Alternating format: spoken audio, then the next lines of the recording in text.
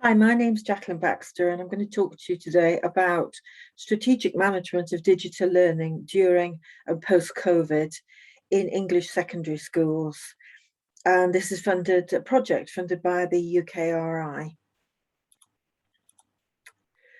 So we know that the impact of COVID on education has been substantial.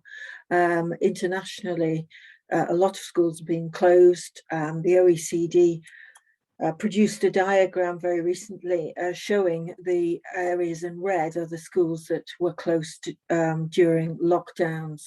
And we can see that upper secondary in general education, we see that England features amongst the schools that are most closed.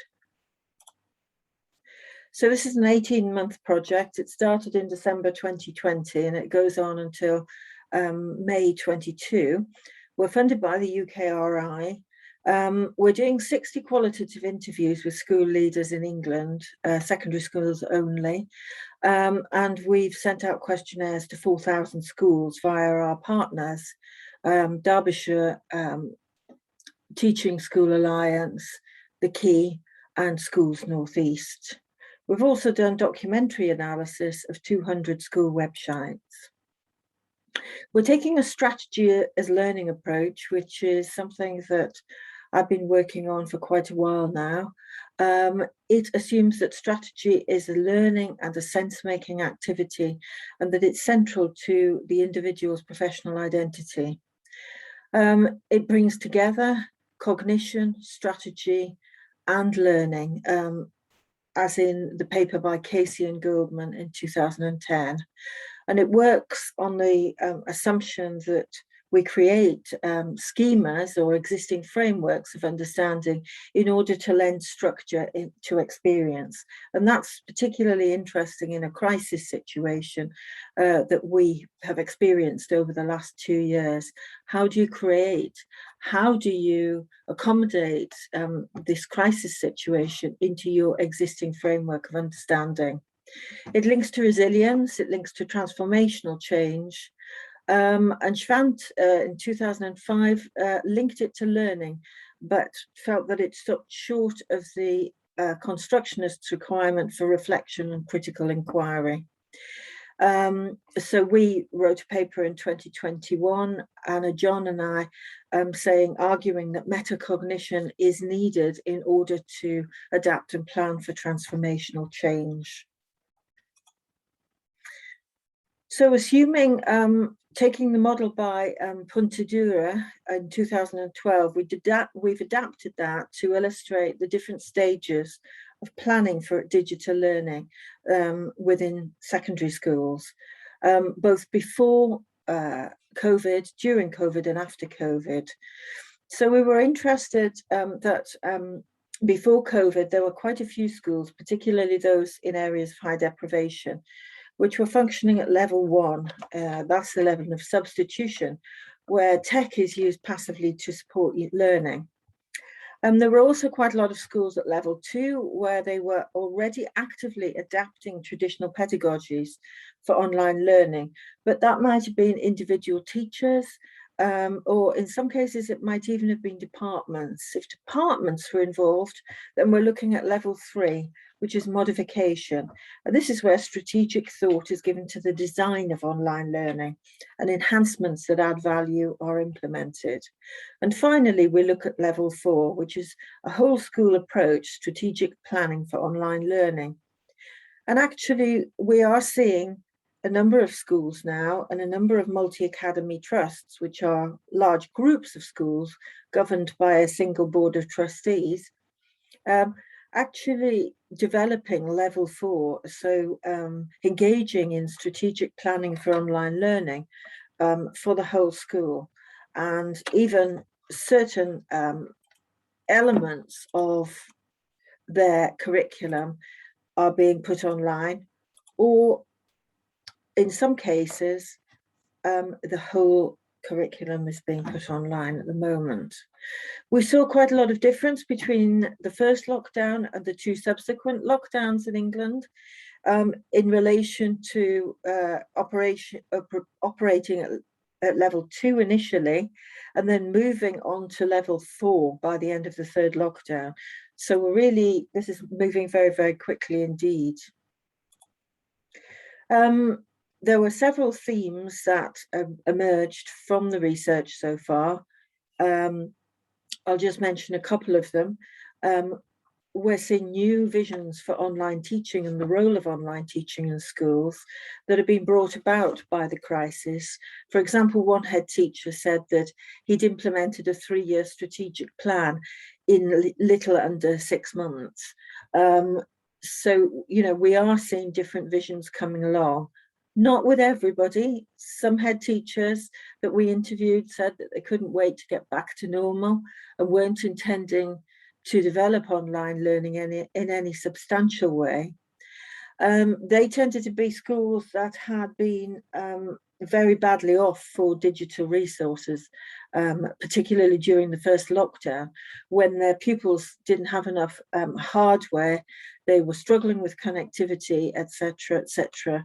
And, it really did leave quite a bad taste, particularly as they reported that there was very little government support during that very first lockdown.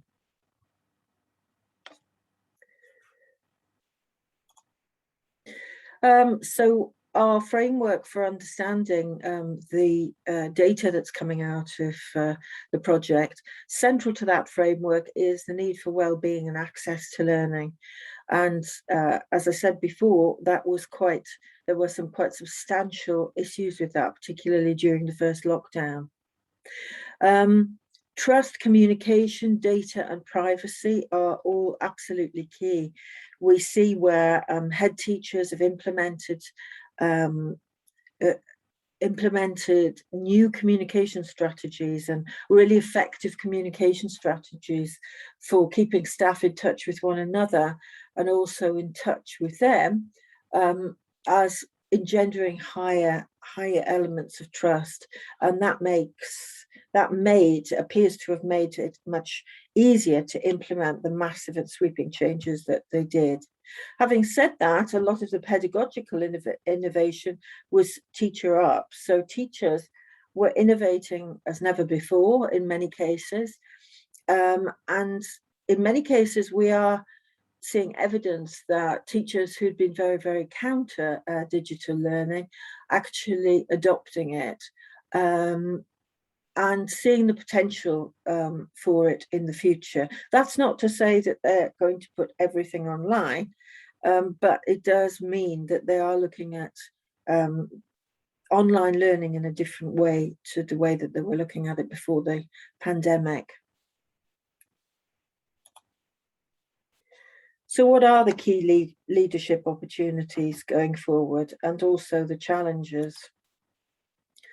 Well, as I've already mentioned, we have the obvious challenges of hardware, food poverty. As the newspapers reported, there wasn't only data hardware poverty, but also food poverty in England. And of course, that still continues, particularly now the scheme of furlough is coming to an end.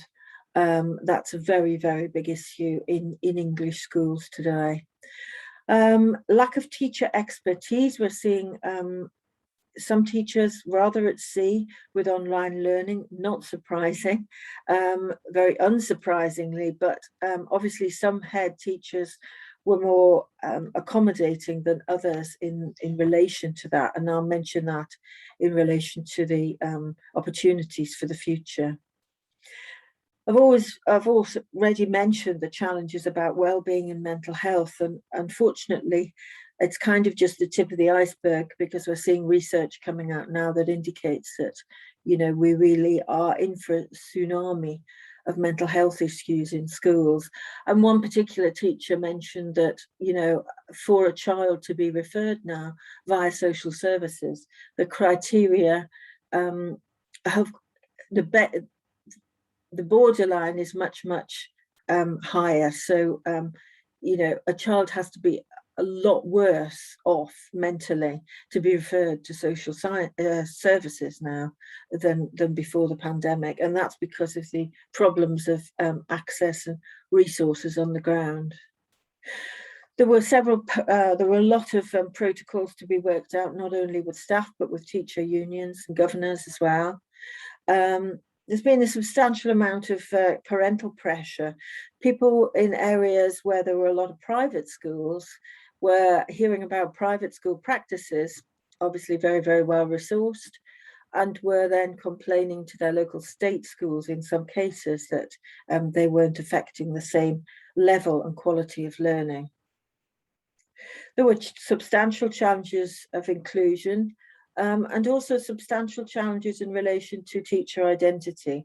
Teaching online, as we know from the research in higher education, is a different kind of teaching, which engenders a very different kind of teaching identity.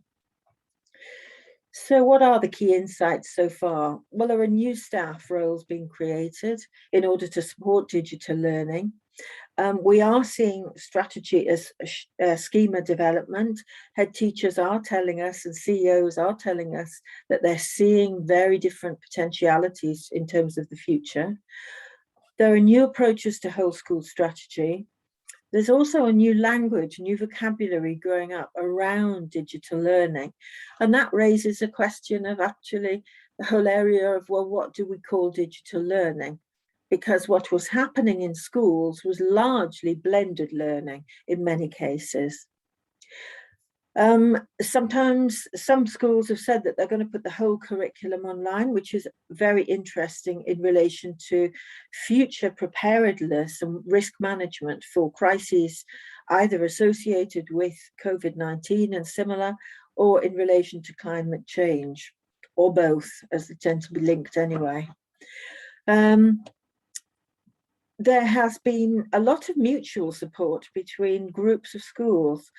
England has a very, very marketized environment. Those of you who are familiar with the English system will already know that.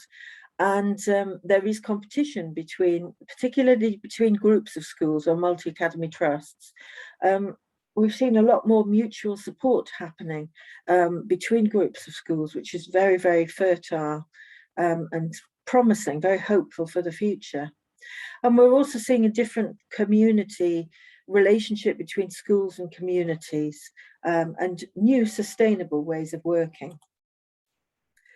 So key questions for the next phase of our research is, have new schema developed? We're seeing early indications of that yes, there are new thoughts about how education could be delivered and where. Some heads, are they just viewing it as a crisis management tool only? Are they pulling back, or are they going for further development? How is this pandemic preparing schools for future crises aligned to future pandemics or climate change? And how ready is education to face the challenges ahead? Because there's certainly no roadmap. The survey is open until December of 21, so please circulate it if you can. And thank you for listening.